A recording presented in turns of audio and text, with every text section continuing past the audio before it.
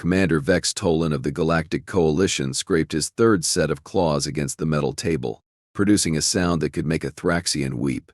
8 years. 8 miserable, bureaucracy-soaked years he had been hunting for competent pilots, and what did he have to show for it? It's a collection of beings who could barely tell the difference between a throttle and a toilet flush. Sir, Lieutenant Morrow shuffled into his office, her tentacles drooping with what Vex Tolan had learned to recognize as either exhaustion or impending doom. The human settlement on Kepler 442 billion has responded to our recruitment request. Vex Tolan's mandibles clicked in what passed for amusement among his species. Oh, wonderful. Let me guess, they sent us another batch of farmers who think piloting a harvester qualifies them for interstellar combat.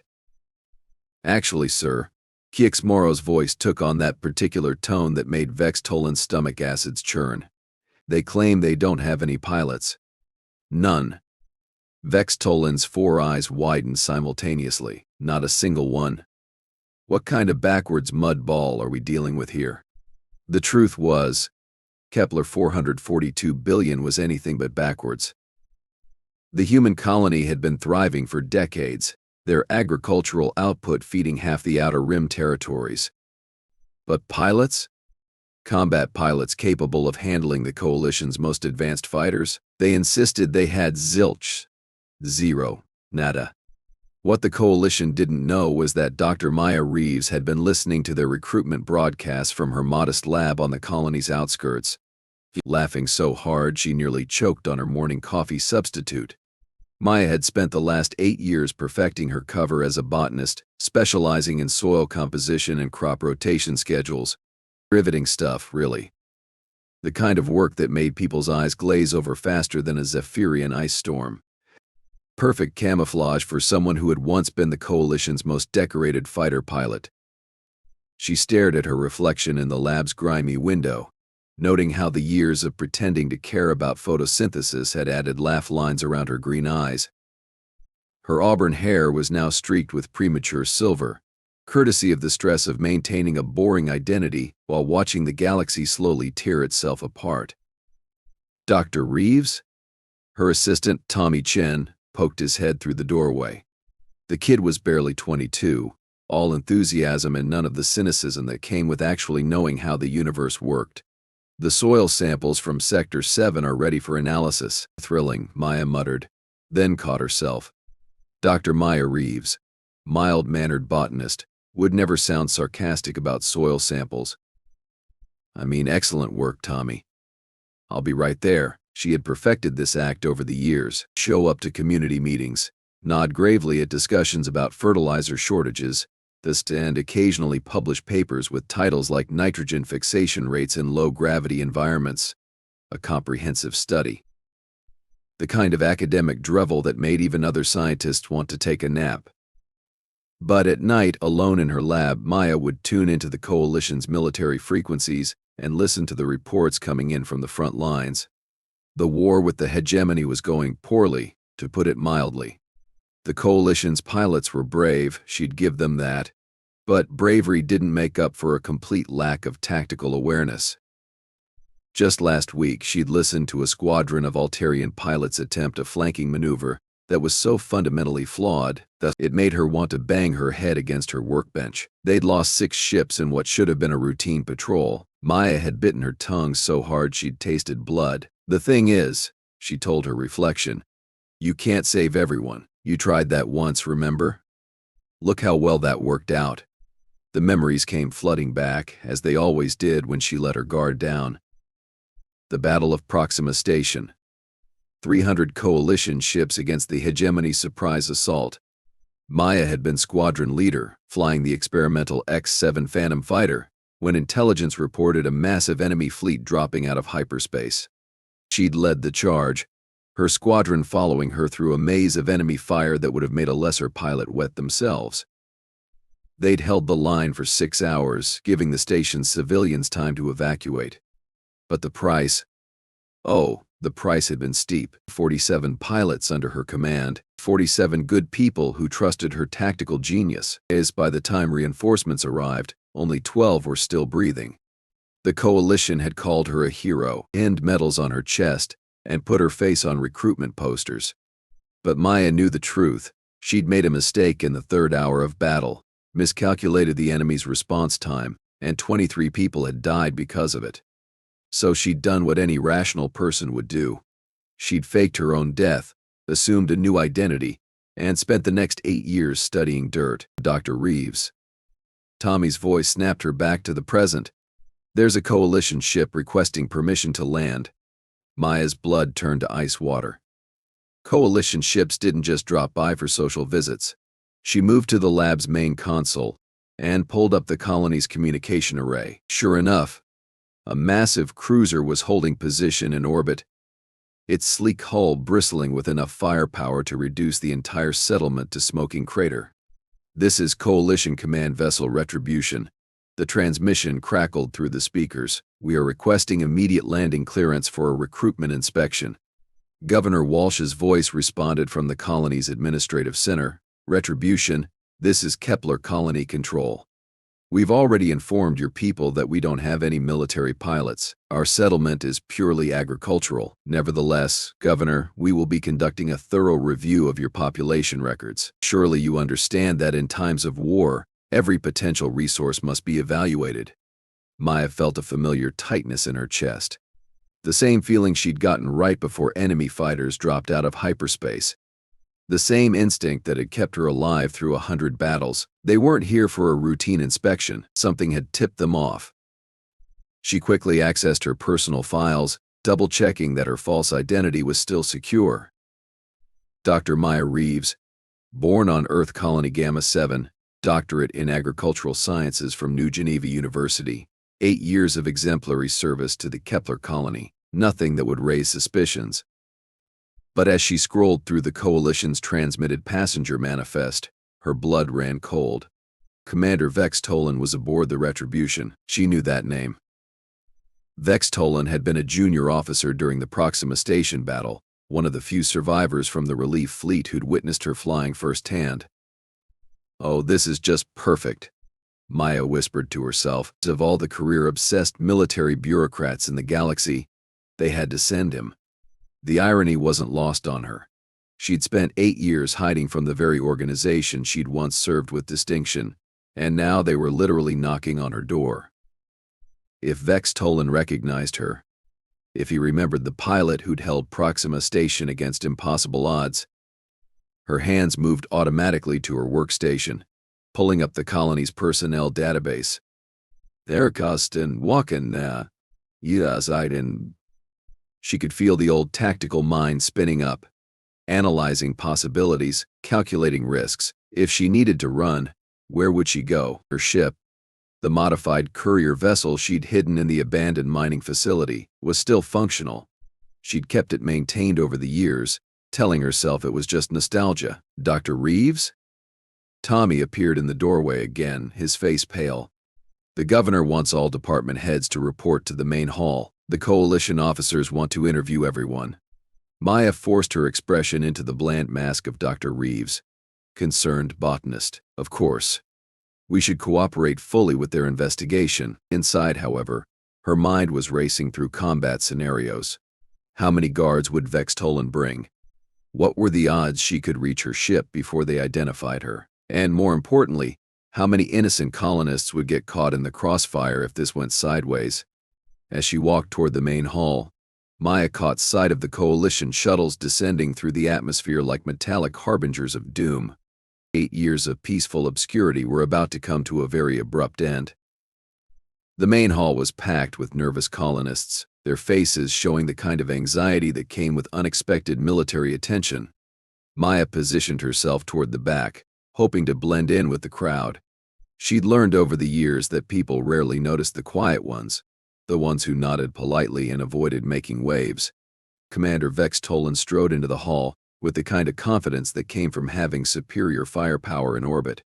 His species, the Kethvar, were naturally intimidating, standing nearly 7 feet tall with chitinous armor plating and those unsettling compound eyes that seemed to see everything at once. "Citizens of Kepler Colony." His voice boomed through the hall's sound system. "I am Commander Vex Tolan of the Galactic Coalition. We are currently facing an unprecedented threat from the hegemony forces, and we require every able-bodied pilot in coalition space. Governor Walsh stepped forward, his diplomatic smile firmly in place.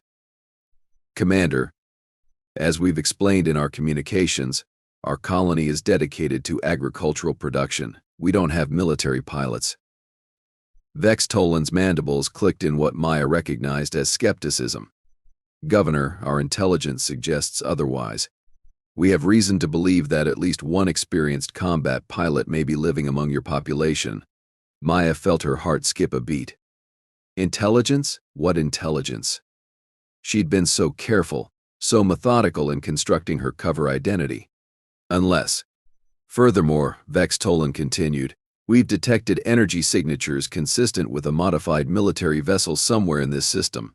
It's a ship that would require considerable piloting expertise to operate. Oh. That intelligence, Maya cursed silently. She'd been running routine maintenance on her hidden ship just last month, testing the engines to make sure they'd still function if she ever needed to make a quick exit. Apparently, someone had been monitoring energy emissions more carefully than she'd anticipated.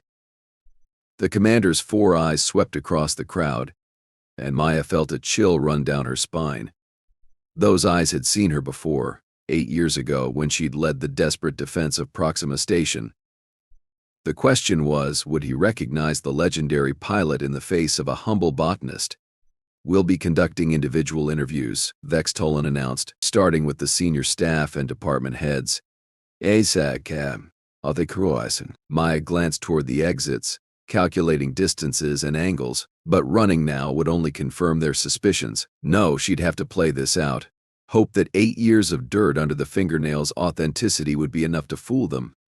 After all, who would believe that the Coalition's greatest fighter pilot had spent nearly a decade studying soil samples?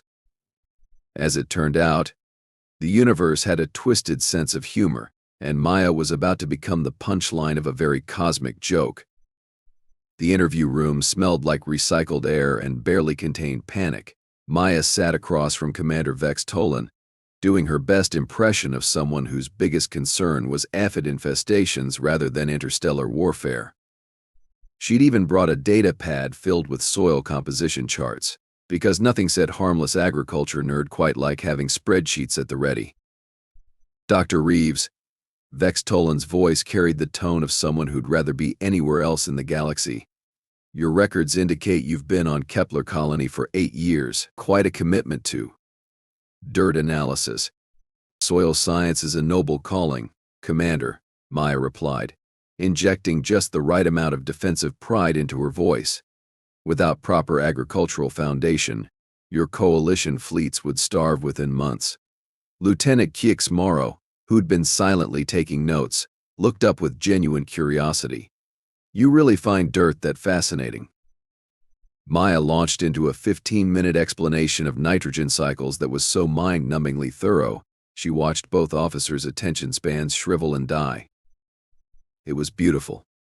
She'd perfected this technique over the years, bore them into submission with agricultural facts.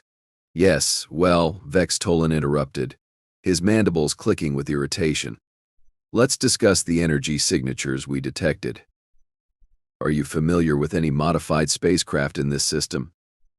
Commander, I can barely operate the colony's atmospheric processors without calling for technical support. Spacecraft are completely outside my area of expertise. It wasn't technically a lie. She was genuinely terrible with atmospheric processors. Vex Toland leaned forward, his compound eyes focusing with unsettling intensity. Dr. Reeves, I'm going to share something with you. 8 years ago, I witnessed one of the most extraordinary displays of piloting skill in coalition history.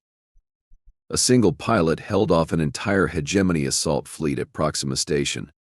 Maya's pulse quickened, but she kept her expression neutral. That sounds impressive, Commander. I assume this pilot received appropriate recognition? The pilot died in the battle, Vex Toland lied smoothly. Maya had to admire his technique. But before that final sacrifice, this individual demonstrated tactical awareness that bordered on prescient, maneuvers that defied conventional wisdom and somehow worked perfectly. tragic, Maya murmured, thinking that if she'd actually died at Proxima, she wouldn't be sitting here pretending to care about crop rotation. Indeed. Now, Dr. Reeves, would it surprise you to know that our scans of your agricultural vessel match the energy profile of military-grade engines? Maya blinked innocently. I'm sorry, my what? The ship registered under your name. The one you use for soil collection expeditions. Oh, that old junker? Maya laughed, a sound that came out slightly more strained than intended. Commander, that thing can barely make orbit without shaking apart. I bought it used from a cargo hauler who assured me it was gently pre-owned, which was true. She'd bought it from a cargo hauler. She'd just neglected to mention that she'd also spent 6 months completely rebuilding it with military-grade components salvaged from decommissioned fighters. Morrow consulted her datapad. According to our readings, your ship's reactor output is 3 times higher than standard civilian vessels. Is it? Maya widened her eyes in mock surprise. Well, that explains why my fuel costs are so astronomical. I really should complain to that dealer. The interview continued for another 20 minutes, with Vex Tolan probing, and Maya deflecting with the skill of someone who'd spent years perfecting the art of being aggressively unremarkable. Finally, just as she thought she might actually escape this cosmic joke unscathed, the universe decided to remind her why it had such a reputation for irony. An emergency klaxon began wailing throughout the colony. Report. Vex Tolan barked into his communicator. Sir. The voice crackled with panic. Hegemony forces just dropped out of hyperspace. 12 battlecruisers and escort fighters. They're demanding immediate surrender. Maya felt her carefully constructed world begin to crumble. The hegemony had found Kepler colony. 3,000 innocent civilians were about to become casualties of war, and the coalition's mighty response consisted of 1 cruiser and whatever fighters it carried. How long until reinforcements arrive? Vex Tolan demanded. Nearest coalition fleet is 6 hours out, sir. 6 hours. Maya ran the numbers automatically, her tactical mind engaging despite her best efforts to keep it suppressed. The Retribution was a heavy cruiser, well armed but designed for patrol duty rather than fleet engagement. Against 12 hegemony battlecruisers, it would last maybe 15 minutes. Commander. Governor Walsh's voice came through the emergency channel. They're giving us 10 minutes to evacuate your ship, or they'll start bombing civilian targets. Maya watched Vex Tolan's face cycle through a spectrum of emotions that roughly translated to how did my career come to this? She almost felt sorry for him. Almost, sir. Morrow whispered urgently. Our pilots are good, but they're not miracle workers. We need at least a 3-to-1 advantage for those odds. That's when Maya made the mistake of snorting with laughter. Both officers stared at her. Dr. Reeves, Vex Tolan said slowly, did you just find our impending doom amusing? Sorry, Maya waved a hand dismissively. It's just that you definitely don't need a 3-to-1 advantage. 2 good pilots in the right ships could take that fleet apart. The room went dead silent. I beg your pardon? Vex Tolan's voice had dropped to a dangerous whisper. Maya realized she'd just made a catastrophic error. Dr. Maya Reeves, soil scientist extraordinaire, had no business making tactical assessments of space combat. But the words were already out there, hanging in the air like a confession. I mean, she backpedaled frantically. That's what I've heard from the military broadcasts, tactical superiority and all that. Dr. Reeves, Vex Tolan stood up slowly, his full height casting an imposing shadow. Military broadcasts don't typically discuss advanced fighter tactics with civilian audiences. Busted, Maya muttered under her breath. What was that? Mad. She sighed deeply, feeling 8 years of careful deception evaporate like morning mist. I said busted, Commander. As in, you got me. The transformation was remarkable. Maya's posture straightened. Her voice lost its hesitant academic tone, and her eyes took on the sharp focus of someone accustomed to making life or death decisions in milliseconds. Captain Maya Ghost Reeves, she said formally. Former squadron leader, 15th Fighter Wing, Coalition Fleet. I assume you remember me now. Vex Tolan's 4 eyes widened simultaneously. The ghost of Proxima Station. You're supposed to be dead, greatly exaggerated as they say. Though at this particular moment, we might all be joining that category unless someone does something about those battlecruisers. And you've been hiding here for 8 years, studying soil composition and pretending to care about fertilizer schedules. Yes, it's been every bit as thrilling as it sounds. Maya stood up, brushing imaginary dust off her civilian clothes. But right now, Commander, you have a choice. You can arrest me for desertion, or you can let me save these people. Another alarm began sounding, this one indicating incoming weapons signatures. They're targeting the agricultural processing centers, Kiexmaro reported, her tentacles pale with fear. If those facilities are destroyed, half the outer rim will face food shortages. 8 minutes until bombardment begins. The communications officer added helpfully. Maya looked directly at Vex Tolan. Commander, I know you've got maybe 20 fighters aboard the Retribution. Your pilots are brave, but they're flying by the book. The book gets people killed against hegemony tactics, and you can do better? I can do better in my sleep. The question is, are you willing to trust the pilot who supposedly died saving Proxima Station? Vex Tolan's mandibles clicked rapidly, the Kethvar equivalent of intense thought. Around them, the colony's emergency systems continued their electronic symphony of impending doom. What do you need? He asked finally. Maya grinned, and for the first time in 8 years, it was the predatory smile of someone who'd made a career out of impossible odds. I need my ship, full weapons authorization, and someone to explain to your fighter pilots that they're about to get a masterclass in creative space combat. Your ship is that modified courier vessel? That old junker happens to be a highly illegal fusion of Coalition stealth technology, hegemony maneuverability systems, and some improvements I made myself. It's fast, mean, and completely undocumented. You stole hegemony technology? Salvaged. There's a difference. Maya was already moving toward the door. We can discuss the legal implications after we prevent 3,000 people from becoming space dust. The next 20 minutes were a blur of activity. Maya sprinted to the abandoned mining facility where she'd hidden her ship, her fingers flying over security systems she hadn't touched in months. The vessel powered up with a throaty roar that sounded nothing like the agricultural transport she'd pretended it was. Ghost to Retribution Control, she transmitted as she lifted off, requesting fighter coordination frequencies. Ghost, this is Flight Leader Zara Kim aboard Retribution. We have 18 fighters ready for deployment. Maya almost laughed. Kim was young, eager, and about to learn why the Coalition had legends about certain pilots. Kim, I need your fighters to form up in Delta formation and prepare for synchronized attack runs. We're going to hit them fast, hard, and in places they won't expect. With respect, our tactical computers indicate the optimal approach is a defensive screen while the Retribution engages the lead battlecruiser. Kim, your tactical computers were programmed by people who think space combat is a gentleman's duel. Trust me on this one. Dad, Maya's ship screamed through the upper atmosphere, its modified engines pushing performance parameters that would have made Coalition engineers weep with joy or terror. As Kepler Colony fell away beneath her, she felt something she hadn't experienced in 8 years, the absolute clarity that came with returning to her element. All fighters, this is Ghost. We're going to execute a maneuver called the Kepler Gambit. It doesn't exist in any manual because I'm inventing it right now. The hegemony fleet hung in space like a collection of predatory fish, their weapons charging for the systematic destruction of everything Maya had spent 8 years protecting. 12 battlecruisers, each one capable of reducing a planet to ash, supported by at least 40 escort fighters. Ghost, those are impossible odds, Kim transmitted nervously.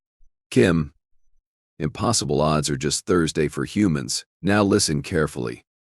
Because we're going to thread a needle at 6,000 kilometers per hour. Maya's tactical display lit up with targeting solutions, approach vectors, and probability calculations.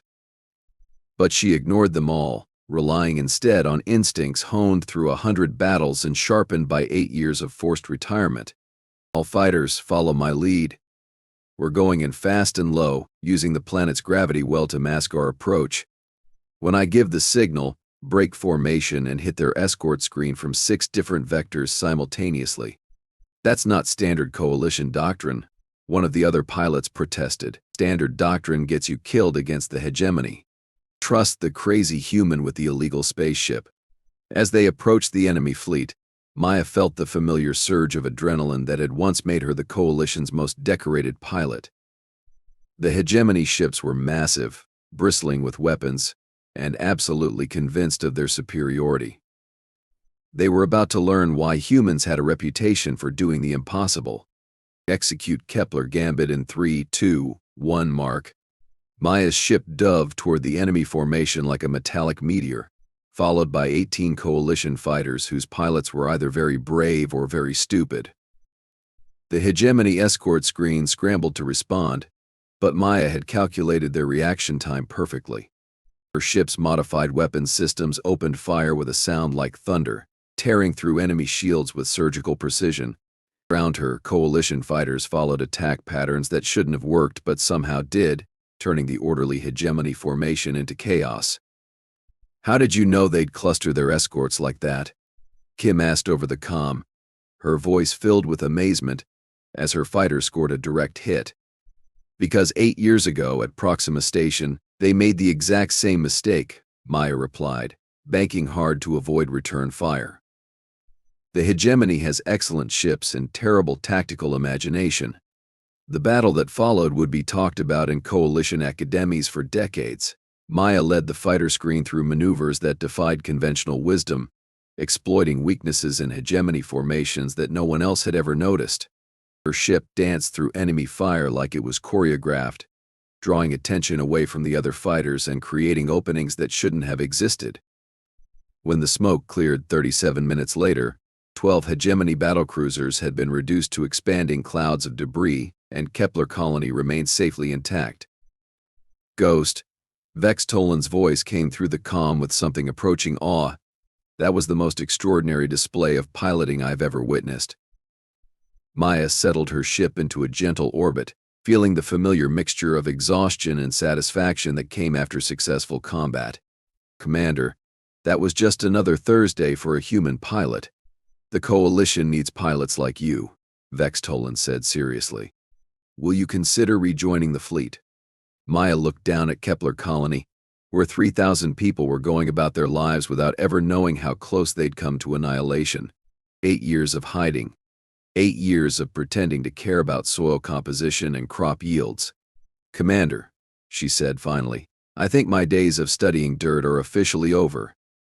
As her ship headed back toward the colony, Maya couldn't help but smile. The universe had indeed played a cosmic joke on her. But for once, she'd gotten the last laugh.